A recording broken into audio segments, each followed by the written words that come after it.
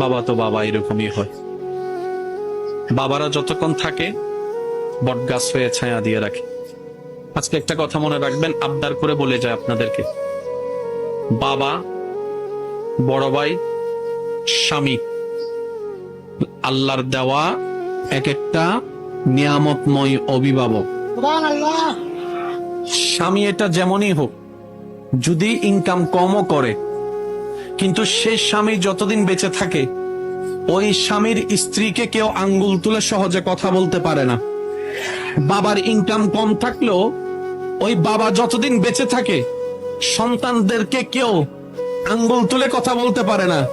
কিন্তু যখনই মাথার উপর থেকে বাবার ছায়া চলে যায়, যখনই মাথার উপর থেকে আমার বোনের স্বামীর ছায়া চলে যায়, এই সমাজের যে বলতে পারে না সে মানুষও আঙ্গুল দেখাই দেখাই কথা বলে।